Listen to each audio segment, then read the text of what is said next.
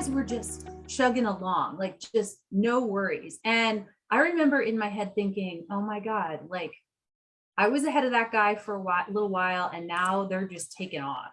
And I just remember Rob looking at me and saying, you see, if you were on Vespa, you could be like just charging no worries at this point. And of course, I was like, I was feeling it, because at that point I'm at 80 plus miles and I was doing pretty well. I mean, in terms of women, I ended up finishing that race like 14th woman or what have you. Yeah. But all that is to say, it really compelled me. I remember seeing Rob's progress. There was a lot of people that were like thinking Rob and I were crazy because Rob's kind of out there too, right? I mean, I remember telling me these things, and it's not anybody's fault because that was the mantra then. I mean, yes, you did carbs and you figured out ways to get more calories in, and all the tradition, I call it traditional, but I feel like it was this is just what you did, right? So for me, I was like, wait a second, this is very counter to what I was learning in university. Right. At San Jose State and Berkeley. Exactly. And so for me, I was like, like what is happening right now?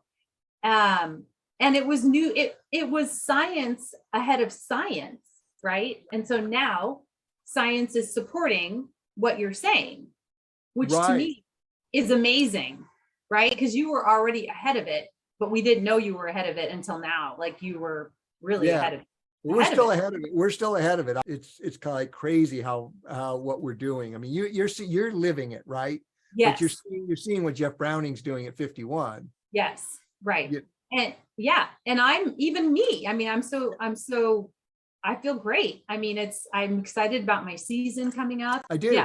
Yeah. So the longevity of the sport, I'm going into my 17th ultra season. People like you or Jeff Browning or Nick Curry or Peter Mortimer, you look at their results and it's like, you guys are racing after racing after racing. How many people have we seen come into the sport, be phenoms for 2 or 3 or 4 seasons, and then they drop off a cliff?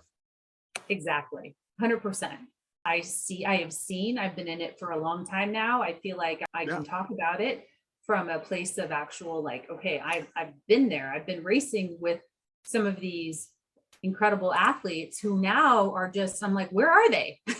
My early adopters were people like Jenny Capel, Roxanne, John Olson, Timothy Olson. They were all people who were having serious stomach and gut issues. Serious. I don't know if you ever got that. I mean, you probably had your share of bonks and pukes because that's what you did in the old days. And because that, unfortunately, that was seen as normal. I remember Jeff telling me about his challenges with GI. Gut, having GI issues. Yeah. And so it's obviously it's great to see him push through all that now, and he's doing great. But I remember specifically him sharing, like he was trying to figure this out. But I guess the point is that you, Roxanne, you, Jenny, talking specifically about females. I mean, you guys have never looked back and never have had the problems and just have consistently raced well and trained well and also living life well. Yeah, for sure. I mean, and I think that's it too. It's like, I feel like it's got to be all these components pulled together, you can't just have one thing. It's got to be a combination. And I think that we've all strived for that, That's right. So, yeah.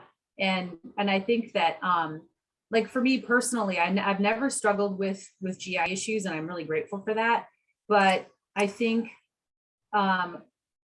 when I started using Vespa and then I changed, to a OFM nutritional profile, it did make a difference for me. And it took time. I think the thing with Vespa is, and I want to put this out there, is, oftentimes everybody thinks that it's like a magic bullet, right? It's like, boom, it's just going to happen overnight. I'm going to feel different. You will feel different. But what I want to emphasize is that it takes time. Like and it takes, also the discipline of understanding how to set your your nutritional plan in place so that it really works for you. Because if you don't, then you're going to walk away thinking, oh, well, it's just a gimmick. The other what I thing mean? about Vespa that's really hard is because people are looking for that quick fix and they want to feel that instant thing. Vespa Precisely. doesn't work that way, right? I mean, Exactly. you just feel like you had a good day. Yes. Right? Yes. Until And you, yes. And we've and- talked about that, yes. It's like, And I remember running Tahoe Rim 100 in 2018, and I won for the second or third time. Yeah. And I remember, because I won it in 2009 and then in 2011. And at that time I wasn't using Vespa, but 2018 I was using Vespa. And I remember the next day, no soreness. Like I literally was like, my crew, and I'm not just saying this, who, for those of you watching, it's the truth. Like I literally was just going up and down the stairs, frontwards, backwards. And my crew, they were like, okay, you just ran 100 miles. I'm like, yep, I know. I feel amazing. And I honestly think it was because of the Vespa.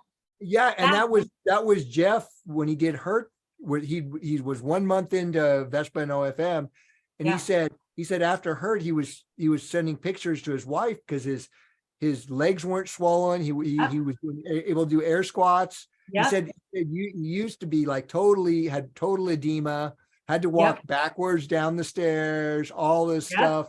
Exactly. He said I was flat floored. And so this is, and so, I want to constantly keep reminding people about this because this is where the value of Vespa is. And and especially on when you combine it with the rest of the OFM protocols, because it gets stupid, right? That's right. That recovery is actually not recovery per se. A little of it's recovery faster. Most of it, 80-90% of it is you've prevented damage, cellular damage in the first place, right? Yeah. When people get that they're not damaging their cells, their mitochondria, by burning all that sugar and having all that lactate load to deal with. Yes. It's huge. And this is what we've been seeing. And not only that, with the data we've seen, and you can corroborate this with your own anecdotal experiences, it allows your body, when you do a workout, instead of recovering from the damage, your body's actually working to get stronger and fitter, right? It's an adaptive stress. It says to your body, I need to get healthier. I need to get stronger, faster. Exactly. Yeah. It's that adaptation that then happens because you're stressing it, but then you're also not stressing it to the point that you're tearing down. And I think that's the benefit of, as you said, that is the benefit of Vespa, is it helps that, prevention, I guess, or whatever you want to call it, from happening, that tear down, that at the cellular level. Yes, exactly. It's kind of funny because I looked at Jeff's ultra signups this fall, like around September, and I took his results from Hard Rock to Hard Rock, because Hard Rock 21 was the 16th of July, Hard Rock 22 was the 15th. So a full year cycle. Right. And he was doing something big every 6 weeks. Yeah. Big. So he was basically going from one race, getting the adaptive stress on that race, and then peaking again 6 to 7 weeks later. Right. He did like 9 different big things, and won several of them. Several were record setting, course record or an FKT, and his lowest finish was 5th place at both Hard Rocks. That's right. But he was doing this, he was doing just going from race to race. And the thing with Jeff is, that's great. He does the sport and he has the opportunity to do that. Not everybody does. And so it's like, no, that's his day job. Right. Yeah. Exactly. I mean, I know I'd love that. However, all that is to say is that I feel like it's encouraging, because it means that other people can certainly expect to see some results.